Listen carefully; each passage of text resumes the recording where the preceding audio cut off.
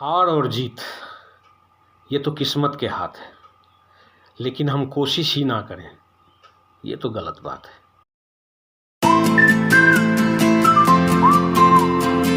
दोस्तों, कंप्यूटर कोई सिर्फ एक डब्बा नहीं होता है, बल्कि कई पार्ट्स मिलकर के एक सिस्टम बनता है। कंप्यूटर सिस्टम के 4 प्रमुख भाग होते हैं।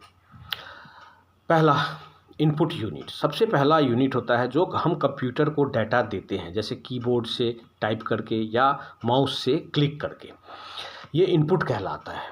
कीबोर्ड, माउस, स्कैनर, ये सारे इनपुट यूनिट्स, मतलब इनपुट यूनिट कंप्यूटर को जानकारी देता है। दूसरा होता है सीपीयू, सेंट्रल प्रोसेसिंग यूनिट।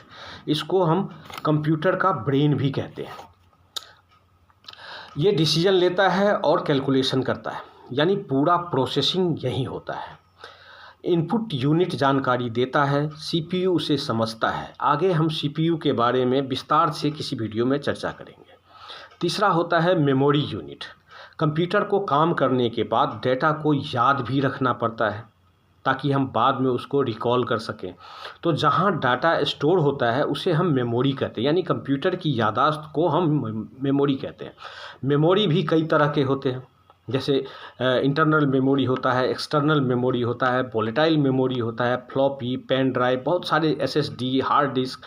इस सब के बारे में हम विस्तार से इसके बारे में भी चर्चा करेंगे किसी वीडियो में।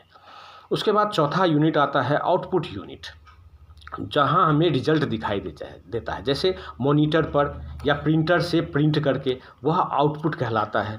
जैसे मॉनिटर हो गया, आपका प्रिंटर हो गया, स्पीकर हो गया, ये सारे आउटपुट यूनिट हैं। तो कंप्यूटर सिस्टम ऐसे काम करता है, पहले इनपुट, फिर सीपीयू, फिर मेमोरी, फिर आउटपुट यूनिट।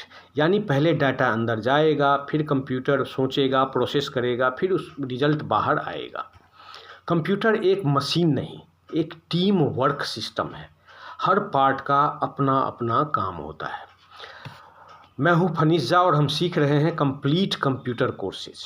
हम कहते हैं कंप्यूटर बहुत तेज़ है, लेकिन असली काम करता कौन है? कंप्यूटर का दिमाग, सीपीयू। सीपीयू क्या है? सीपीयू कंप्यूटर का सबसे प्रमुख भाग होता है। यही इंस्ट्रक्शंस को समझता है और कैलकुलेशन करता है, डिसीजन देता है। सीपीयू के बिना कंप्यूटर सिर्फ एक डब्बा मात्र है। सीपीयू क्या क्या काम करता है? सीपीयू के मुख्य काम होते हैं डाटा को पढ़ना, कैलकुलेशन करना, इंस्ट्रक्शंस को फॉलो करना, बाकी सभी पार्ट्स को कंट्रोल करना। मतलब कीबोर्ड, माउस, मॉनिटर सब सीपीयू के आदेश पर काम करता है। सीपीयू होता कहाँ है? एक बहुत बड़ा मिथ है जिसको मैं क्लियर कर रहा हूँ। हम आम तौर पर जो कैबिनेट होता है उसको सीपीयू बोलते हैं, वो गलत है। असल सीपीयू एक छोटी सी माइक्रो प्रोसेसर चिप होती है जो मदर बोर्ड पर लगी रहती है कैबिनेट के अंदर। डिब्बा सीपीयू नहीं है, चिप सीपीयू है। सीपीयू के भाग, सीपीयू के 3 मुख्य भाग होते हैं: ALU arithmetic logic unit, CU control unit और रजिस्टर्स। इनको हम अगले वीडियो में डिटेल में समझेंगे। जब आप कोई काम करते हैं, कीबोर्ड से डाटा जाता है, सीपीयू से समझता है, कैलकुलेशन करता है, रिजल्ट मॉनिटर पर आता है। यानी कंप्यूटर की असली प्रोसेसिंग सीपीयू में होती है। कंप्यूटर की स्पीड रैम नहीं है, सीपीयू तय करता है। मैं फनीस झा हूं और हम सीख रहे हैं कंप्लीट कंप्यूटर कोर्सेज। सीपीयू यानी सेंट्रल प्रोसेसिंग यूनिट के 3 प्रमुख भाग होते हैं: एएलयू, सीयू और रजिस्टर्स। सबसे पहला भाग होता है ALU, arithmetic logic unit. ALU का काम कैलकुलेशन करना होता है, लॉजिक डिसाइड करना होता है, जैसे जोड़, घटाव, गुना, भाग, तुलना करना, जैसे greater than, less than, equality. मतलब कंप्यूटर की सारी गणना एएलयू में होता है। कंप्यूटर की सारी कैलकुलेशन एएलयू में होती है। दूसरा भाग होता है सीयू, कंट्रोल यूनिट। यह तय करता है कि डाटा कहाँ से आएगा, प्रोसेस कहाँ होगा और रिजल्ट कहाँ जाएगा। आसान उदाहरण के रूप में अगर समझें तो एएलयू अगर मजदूर है तो कंट्रोल यूनिट उसका मैनेजर होता है जो आदेश देता है। सीयू पूरे कंप्यूटर सिस्टम का कंट्रोल होता है। तीसरा सबसे प्रमुख भाग होता है रजिस्टर। रजिस्टर सीपीयू के अंदर मौजूद एक टेम्पोररी, बहुत छोटी और बहुत तेज़ मेमोरी होता है। ये टेम्पोररी डाटा को कुछ समय के लिए स्टोर करके रखता है। क्यों ज़रूरी है? जब कंप्यूटर कैलकुलेशन करता है तो ज़रूरी डाटा तुरंत चाहिए होता है। जैसे हम लोग कोई कैलकुलेशन वगैरह कुछ करते हैं कॉपी पे, तो कुछ डाटा हम लोग अपने दिमाग में स्टोर कर लेते हैं और तुरंत जब ज़रूरत होती है तो उसको रिकॉल करते हैं। तो उसी प्रकार रजिस्टर्स में कंप्यूटर जब कैलकुलेशन करता है तो थोड़े से डाटा को वो अपने रजिस्टर्स में स्टोर कर लेता है और जब ज़रूरत पड़ती है तो तुरंत उसको रिकॉल करता है, जिससे कंप्यूटर की स्पीड काफ़ी बढ़ जाती है। CPU की स्पीड बढ़ाने में रजिस्टर का बड़ा योगदान होता है।